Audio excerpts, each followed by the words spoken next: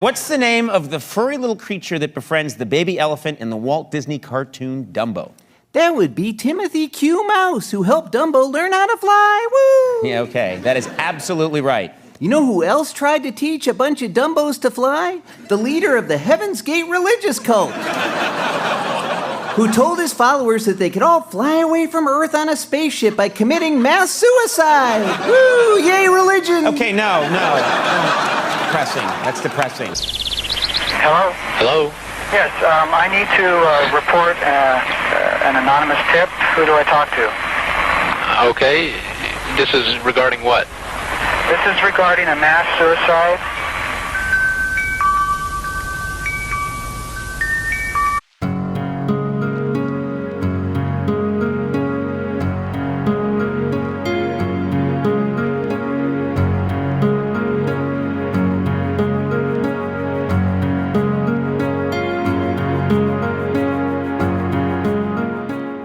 What authorities do know is that 39 people are dead.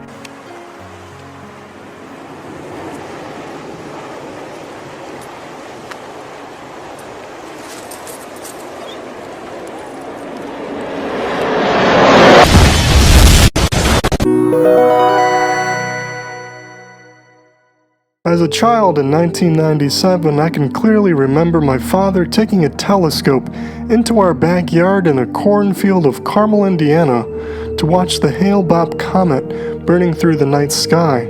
I recall being intrigued by the glowing orb which seemed almost stationary in the sky. I felt like a very small piece of this seemingly infinite universe, and it gave me an almost magical sensation. I wondered how many others were watching the comet like we were. Years later, I discovered a group that believed the comet was a sign from God that it was time to depart the Earth to reach a higher realm. They believed they were not from Earth, and that Earth was just a garden to grow and harvest souls. Members of the Heaven's Gate cult believed that behind the comet was a UFO that would pick them up and escort them to the evolutionary level above human. Since their formation, they had been waiting for a sign, and this comet was their ticket home.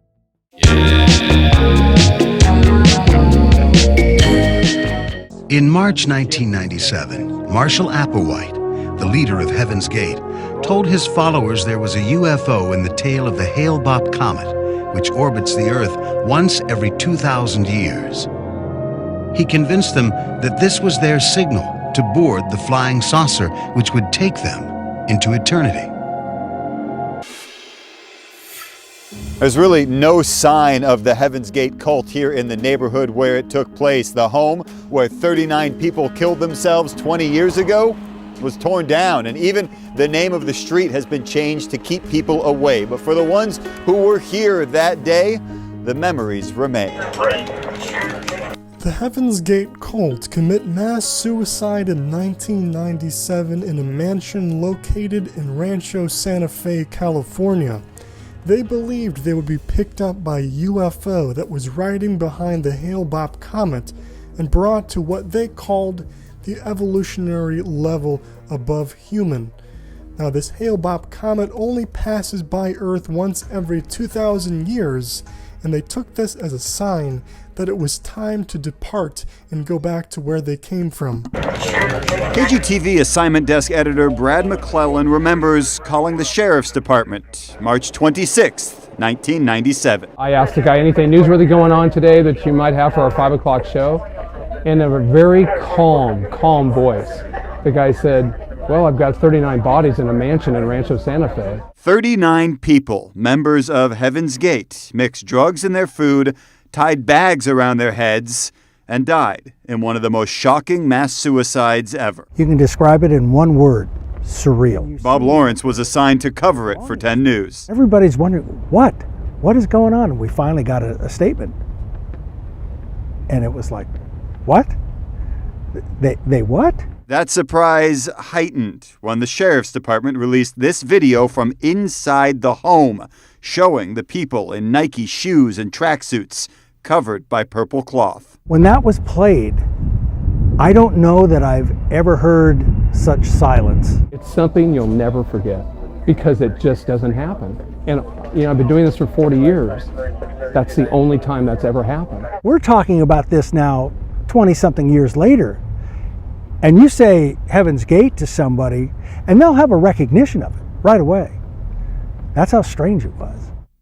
Now, there's been other mass suicides that took many more lives, such as the Jonestown Massacre, but what both fascinated and deeply disturbed me about Heaven's Gate was the bizarre details surrounding the group, and that's what I kind of want to get into with this video. So I conducted tons of research for this video. Most of it I won't end up using because I just wanted to kind of look at the most bizarre parts of Heaven's Gate. But in my research, I got a lot of the history of the group and how they started. So here I just want to give a brief rundown, just kind of some bullet points. So to make a long story short, Heaven's Gate was formed in 1972 by Marshall Applewhite and Bonnie Nettles. Marshall Applewhite came from a Presbyterian Christian home background. His father was a minister. He studied at theological seminary, but he was also a music and drama teacher. Marshall Applewhite one day was caught having sexual affairs with some of his male students. Now, he was fired from his job immediately, and his wife also divorced him. So later in 1972, he ran into a nurse named Bonnie Nettles.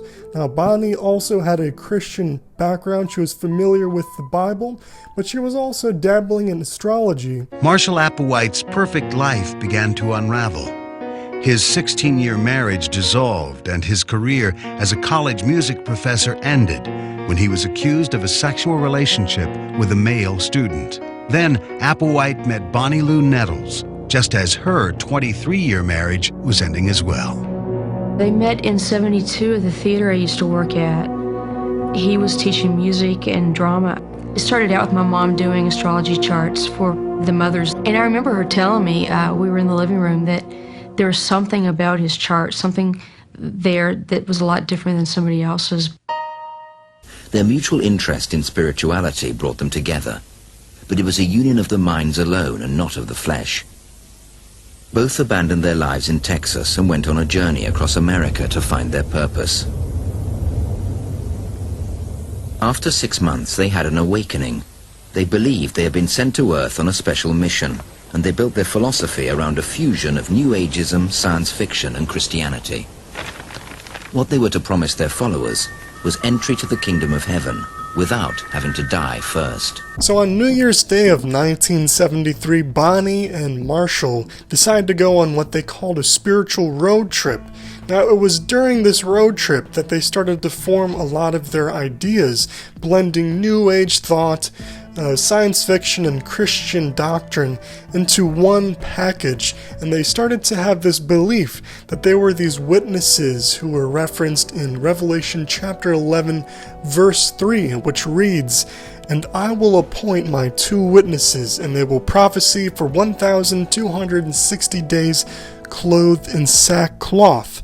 And in that Bible, these witnesses were martyred and ascended to heaven 3 days later. So around July 1973, Bonnie decided to write her daughter Terry a letter stating their mission.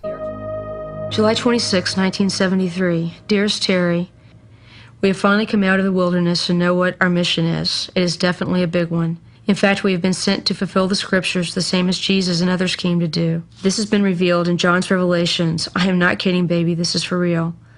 I knew it was something very important from the very beginning. Along the way, they had financial difficulties, and Applewhite was arrested in Kansas for stealing a rental car. During his 6-month jail sentence, he fine-tuned his doctrine. Now, later in 1974, Marshall Applewhite was arrested for stealing a rental car, and during this time he spent 6 months in jail, which is where it's believed he was able to kind of solidify a lot of these notions that he had been tossing around about UFOs and alien intelligence, and kind of make them into the doctrine that became Heaven's Gate. Early on, Marshall Applewhite and his co-leader Bonnie Nettles had convinced themselves and their followers that they were God's emissaries. here to lead humanity out of a corrupt world. Applewhite said he and Nettles had come from outer space, taking on human bodies as camouflage.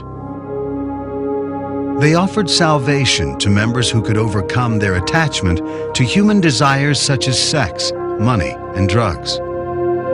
So when Marshall got out of jail, they called this UFO researcher named Hayden Hughes to tell them about their story and to try to get his voice to lend credence to their claims. Upon Applewhite's release, he and Nettles contacted UFO researcher Hayden Hughes in hope of spreading their message.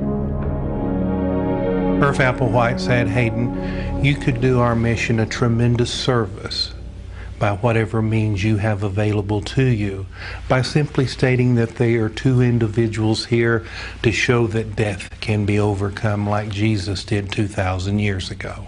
And they compared it much like a caterpillar turning into a butterfly, that their life here would go through a metamorphosis into a level above human. Applewhite even convinced people he could communicate telepathically through secret codes of thought. He said, "Mr. Hughes, if you ever need to get a hold of me," gave me a secret code, which was mentally praying to Bonnie and Herf with the Lord's Prayer. And then about 14, 15 months later, there was widespread publicity about some people that disappeared in Oregon after attending a UFO lecture. So I decided to use the code. Then the next morning received a telephone call, and when he said, "You have now asked," I thought, well, maybe these people are, who they say they are. So during the 70s, they would hold these public meetings where they said they expected UFOs to land and take them to the next evolutionary level. Now, of course, no UFOs ever landed at any of these multiple meetings, but the interesting part is that they were still able to recruit at least 30 new members at these failed UFO sightings. Bonnie's daughter, Terry Nettles, recalls when she was 14 years old. She and her mother would stand in their backyard, searching the skies for UFOs, hoping they would be transported. It would be really neat if one would come and pick us up and take us away, because neither one of us really felt like we were part of this world, that we were always on the outside looking in. And we used to dream about that a lot. We wanted something different.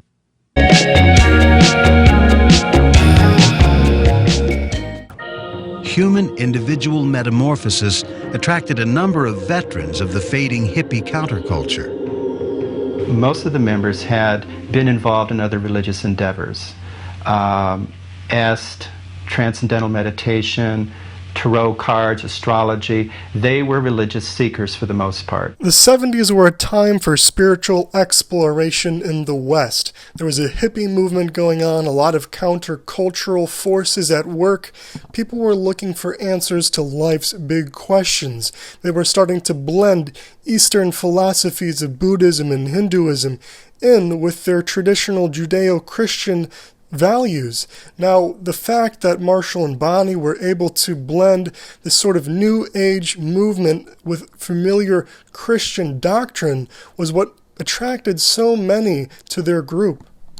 That tape also reveals the members' motives for taking their own lives, including a chance to leave their human problems behind.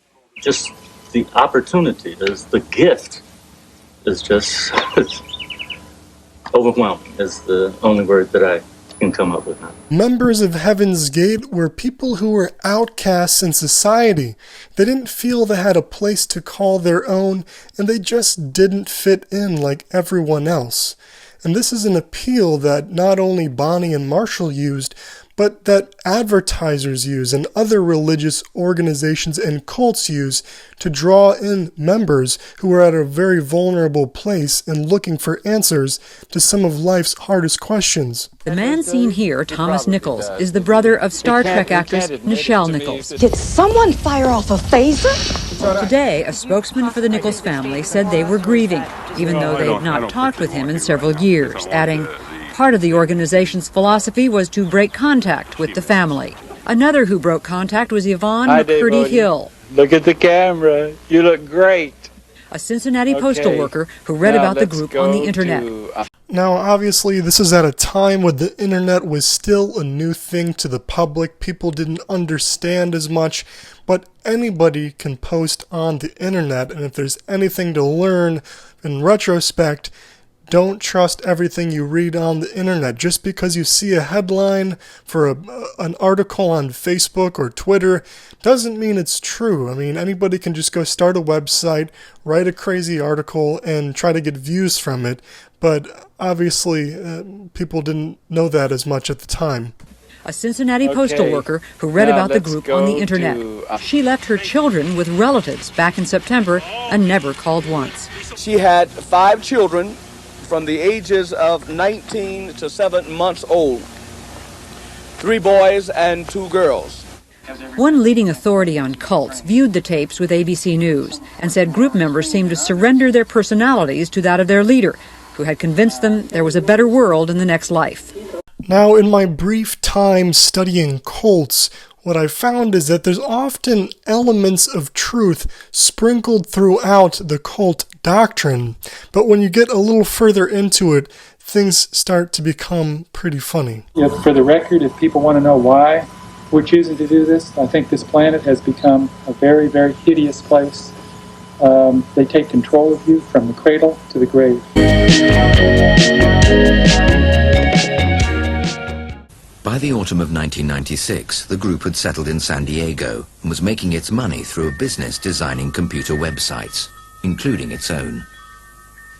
Doe was becoming increasingly depressed and was convinced that the end was near. If I would title this tape, it would be Last Chance to Evacuate Planet Earth Before It is Recycled. Memories aren't all that's left. The group's website is still up and running with information about their mission, but also one page with their position now against suicide. In Rancho Santa Fe, Jared Aarons, 10 News. Now, one of the strangest things about the whole Heaven's Gate story is, like I said earlier, the group was making money by designing websites. They started building websites for people, doing graphic design, and it's even more interesting that at heavensgate.com, you can still see their final messages saying they were going to leave Earth. They've got this red alert flashing at the top in Comic Sans. They've got this logo, and the website looks like one of these old GeoCities websites straight out of the 90s. It's very bizarre. They have all these details about their belief system, and they also have updated to state their stance against suicide. Now, they actually had a name for this company building websites. They called it Higher Source, and some estimates say they were making approximately $400,000 designing these websites. Additionally, there's still a few remaining members, maybe 2 or just a handful of remaining members, that have access to these Heaven's Gate email accounts and still respond to people. There's been articles and Reddit posts about people who've written and gotten responses, and these people that are still representing Heaven's Gate say their mission continues even though everyone else left Earth. At least 30 families have been notified, but authorities are having trouble with several of the victims who had false addresses on their IDs, including 8 in New Mexico. We have to just speculate that this is by design, that maybe it was intended that their past was not able to be tracked. Now, the longer Heaven's Gate was around, the more secretive and the more restrictions that were placed on members of the group. So originally the group was known as HIM, which stands for Human Individual Metamorphosis, and eventually the name was changed, and along with that, Bonnie and Marshall actually would change their names to codenames quite often. Some of their most notable codenames they used were Bo and Peep, Guinea and Pig, and eventually they ended on T and Do based off the musical scale, Do, Re, Mi, etc. Do, Re, Mi, Fa, Sol, La, Ti, Do, Do, Ti, La, Sol. Now, in addition to Marshall and Bonnie using codenames like T and Do, All of the members were eventually given code names as well that ended often in ODY, so it would be like Jacody or Bagody, just these weird, bizarre alien names to hide their identities as well. The group stayed off the grid by moving from place to place. Eventually they ended up in Rancho Santa Fe, California, but they had been to many places before that. In 1984, Bonnie was diagnosed with brain cancer, and shortly later she died. This left Marshall to have to rework some of their teachings, which said that if you died, you couldn't enter Heaven's Gate.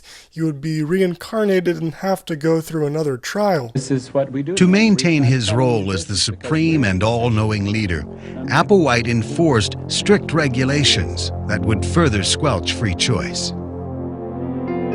Regimentation, daily life, measuring of food, rigid rules when they went out to the external world to work, not to interact with people.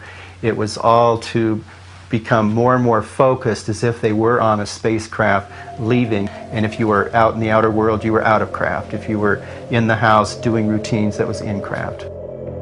Applewhite began to question the obedience of his members. In the past, he had distanced himself from other men in the group to avoid his homosexual urges. Now, he asked the men to join him in castration. Marshall Applewhite was talking about how far would you go in order to attain your mission. Again tonight with a good deal more than we knew yesterday about what so many people are now calling the Heaven's Gate cult. Investigators in San Diego this afternoon said they've now notified the vast majority of families that one of their relatives committed suicide with other cult members this week. We have learned more today about who they were as individuals, why they were fixated on UFOs, about how they died, and how they left behind many other people who knew not of what they were doing. Many of them were in and out of the cult over a period of 20 years or more. First, let's hear from ABC's Judy Muller. In the latest bizarre twist, the coroner confirmed late today that male members of the Heaven's Gate group had been surgically castrated. In fact, in the group's farewell video, one member talked of having the operation. Some students had proven to him that they desired to have their vehicles neutered. And I'm one of those students that did that. Have their vehicles neutered. Yeah, you heard that right. They wanted to have their vehicles neutered. It's a nice way of saying cut your dick off. When Heaven's Gate started, it was something that was open to the public and anybody was welcome to join, but over time it became more exclusive and required more from its members, which actually caused a lot of them to leave. And one of these things was proving your allegiance through castrating yourself. Some students had proven to him that they desired to have their vehicles neutered. And I'm one of those students that did that. And I can't tell you how free that has made me feel. Now I wonder how it was removed. Was it like right down to the base, or did they leave like a little dog tail? I mean, how much of it did... It just makes me cringe so hard thinking about how anybody could do that. Obviously, they weren't in their right minds, but, it's just so disturbing. Now, after you cut your dick off, there's not much more you can do before you eventually take your own life.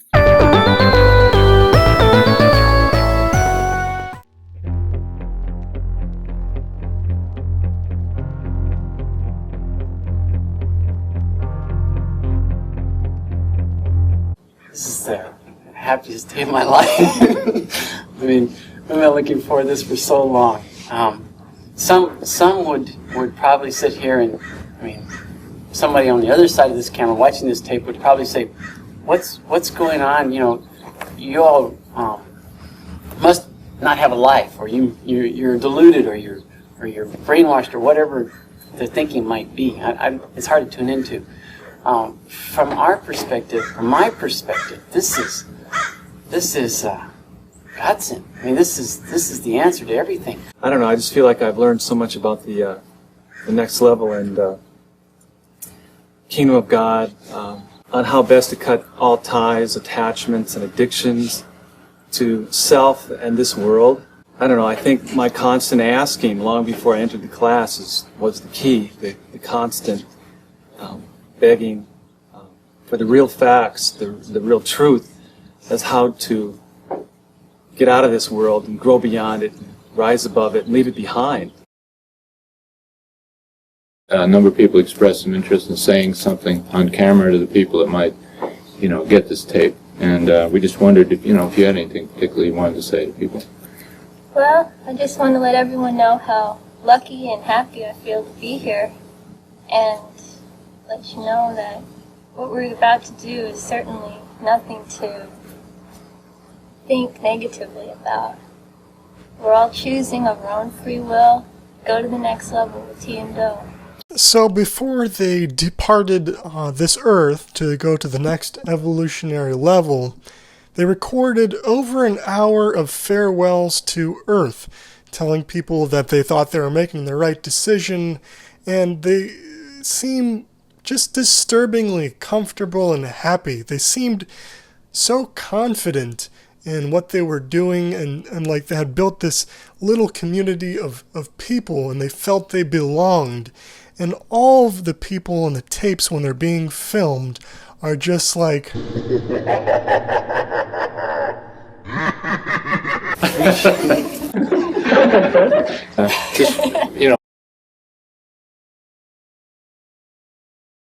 An act of mass suicide that shocked the world.